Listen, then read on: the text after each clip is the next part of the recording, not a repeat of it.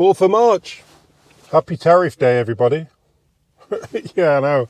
But, yeah, listening to a guy on the radio, somebody who knows more about these tariff things than you or I do. He said at the end of his little interview that he gave to 6:40 a.m. Toronto, he said about what's going on. Why are we not negotiating? Why is it always anger? Oh, this, that, the other. Why are we not installing? Why are we not having an election for one? And why are we not having a new government come in and then actually negotiate with our friends in the South? I really don't get it. They're our closest allies, biggest trading partners, and we're kicking sand. Let's have a listen. But I'm not, I know there's a lot of pessimism right now in Canada, and there's people saying, we're doomed and, this is going to go on forever. I don't believe that.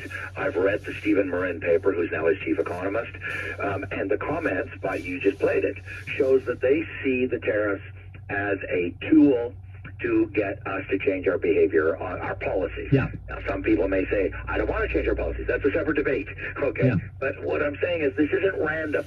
I'm not here to defend Donald Trump. I don't agree with tariffs. I don't agree with tariffs at all. What I'm trying to say is I'm trying to understand him, and I think they are trying to elicit a change in our policies. Yeah. One of them is the border, but by no means is that the only one, and we can debate whether there's this many drugs going across the border or not. The larger issue, instead of getting bogged down like a lot of people are, including our leaders, in the weeds, they should be saying, look, they're concerned about the border. Let's not get into a nitpicking debate of whether it's 2% or 1% or 17%.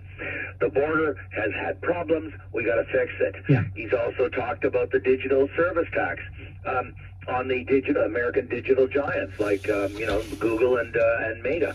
I mean, there were a lot of Canadians. I was one of them. I was very critical of that tax when it was put in last year by the Trudeau government. Yeah. And because it was unnecessary. OECD is doing a huge study with all the major countries of the world, 150 countries, looking at a common tax down the road, and they're making good progress. So we were precipitous and jumped the gun in a process where we're in those negotiations. So there was no need for that digital service tax. So where I'm going is I think there's things we can do. Yeah. And we can ward off these tariffs once we sit down and really have some conversations with him, and I'm hoping we start to negotiate a new CUSMA. What do you guys think? Do you think it's by design? Not by design. Well, yeah, by design from Trump to actually force Canada into an election so that we can change the narrative on this side of the border and more greatly align with what America wants to do, or the USA wants to do. And do you think this is a gift for Trudeau? This could be a gift for him, because this sort of distracts from all of the green slush fund and all of the scandals and stuff that he's got up to. No one's talked about Randy for ages. Who's Randy? No one's talking about the green slush fund scandal. He's got the Ukraine thing that he's kicking off and pumping money into another country when this country is, what was it, $62 billion in debt on the last budget? Like, what? Where do we get this money from? It's from you. I mean, you know what? Something that they always say: there's only one taxpayer. Yeah, that's me and you guys, and we're paying for all this. But we're not paying for other things, are we? We're not paying for Canada to be a better country. It's okay. Like Polyev supports Ukraine, right? Yeah, okay. So he supports it. He's not saying that he's going to give them all of our money. He's just saying that he does support their agenda and what they want to do. Personally, and from what I've seen in comments, I support peace over there, and a negotiation again should really be incorporating all of the people over there, plus the US, NATO, and Canada.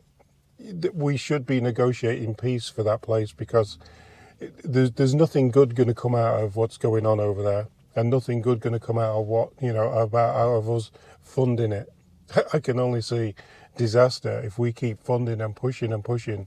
One day we might be sending our children and grandkids over there to another Vietnam. You know what I mean? We don't want that, do we? Hey, we definitely don't want that. Anyway. Ooh. See you in the next one, guys.